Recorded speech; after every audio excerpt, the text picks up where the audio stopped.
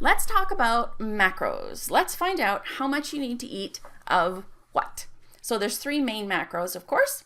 Our carbs, which we're trying to restrict, our fat, which we're trying to eat more of, and our protein. So of those three things, I mean, it's terribly simplified. There's so much, it's so much more complicated than that, but that's what we're going to break the three things into. If you're trying to lose weight, then it takes, say, 2,000 calories every day of energy just to keep me at the same weight. This is for an example, that's not mine. And so to lose weight, I need to ingest less than that in calories. That's our basic, right? Calories in, calories out.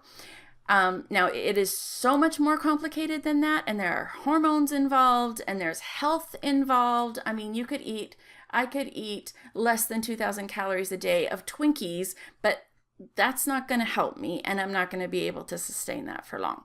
So we're going to talk about what to eat in order to go low carb, because you obviously want to go low carb at this point, or keto.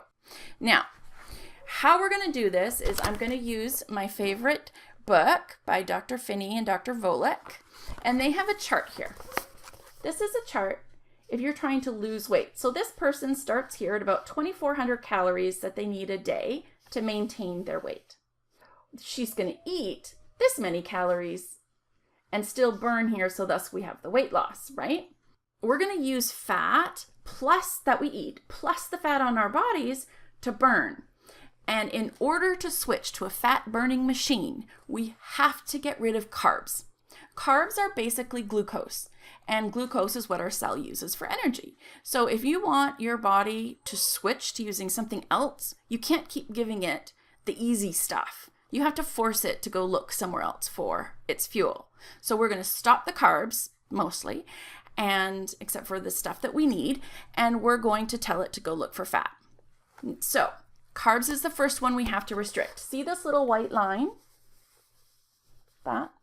Those are carbs. So when you first start out, if you're very insulin resistant, if you have non-alcoholic fatty liver disease, if you have high blood pressure, you need to go on a lower carbohydrate. And the number of carbohydrates you take is going to be different per person. So if you're terribly overweight and you have a lot to lose, you're going to want to go to a low carbohydrate. If you struggle with cravings and binge eating, you have to go to a low carbohydrate amount, because we want to get rid of those. So this is 20 to 30 grams of carbohydrates. I'm starting at 25 grams of carbohydrates total. None of this net business. We can talk about that another time.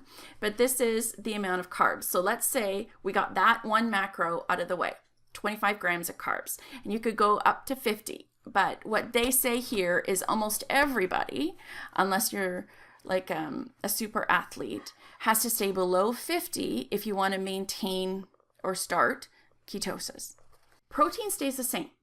And that's because our lean muscle mass, regardless of how much fat we pack on, the amount that we need of protein to keep our organs working, to keep our hair and nails and muscles working, is going to be relatively constant, unless you become a bodybuilder or something. I don't know anything about that. But how we're going to figure out your protein, and this is so controversial because there's so many groups that talk about how you have to have low protein or it's going to turn into sugar. It's just all over the place. There is actually, according to these guys, a standard that you do need.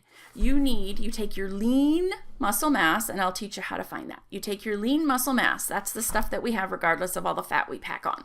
That's your bare kind of body muscles.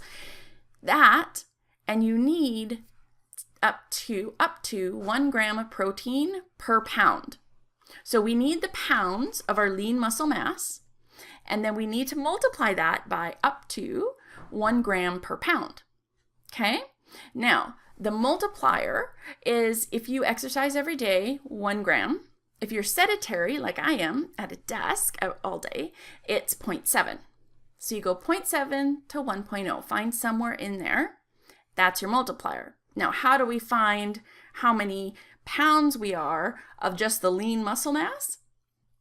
You Google the US Navy fat percentage calculator, and it will pop up it'll ask for like your gender, your height, weight, some measurements like your waist and stuff like that. And it'll tell you this is how many pounds you are of lean muscle mass. Okay, so now we have our lean muscle. For me, it's 95. I'm sedentary, so during the day at a desk, so that's 0.7. So it's 95 times 0.7, and I think mine's somewhere between, my lowest that I can go is 74. I need to be above 74 grams of protein a day, 74 to like 95. There's a range in there, right? So some days if I'm really hungry, I can have more, but minimum to sort of maintain a healthy me with hair that doesn't fall out and nails and all the muscles is 74 grams, I believe. I could be wrong. Don't check my math. You get the point. There is actually an amount of protein that you need. Now, that brings us to our last macro.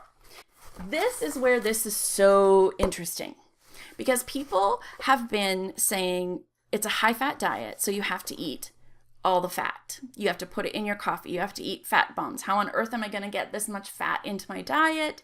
That doesn't make sense. I'm not going to eat a spoon of butter. That's gross. Okay. Now, if you are maintaining and you already have this much protein that you need for your lean muscle mass, you've increased carbs a little bit, but you can't go higher or you're not going to be in ketosis. You're not going to keep burning fat. You're going to go back to burning carbs, and then you're going to get the same symptoms pop up from prediabetes or type 2 diabetes. It doesn't cure diabetes. It puts it in remission. So you actually do end up eating the same amount of fat as you expend. So let's say you go down and you now need 2,000 calories a day to maintain your slimmer body. You are going to have the same protein and basically the same carbs. So the rest of it's going to have to be fat. Okay? Sure, that's maintenance. Got it. Now here is where we are. We need a little bit more to maintain I need a little bit more to maintain the overweight status that I'm packing around. So my, like, for example, would be 2,400, 2,500, something like that, calories a day. So I'm going to eat less. And I cannot have less carbs because you need your vegetables and your micronutrients. And I can't have less protein because I need that. So the only thing you can have less of is fat.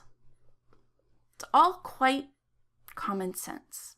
And then as I lose weight, I will start increasing the amount of fat because I don't know why. That's what you do. As you go closer to maintenance, this makes sense to me. This makes sense to me. This, I guess that just happens naturally. I have no idea, to be honest. But at least this is where my macros go. And then every 15 pounds, Peter, the fat adapted athlete, suggests that every 15 pounds you go and you redo your macros. I am Kathy, and you can find some of the recipes and some more of my thoughts on kathonketo.com or join us on Facebook in our support group at Kath on Keto.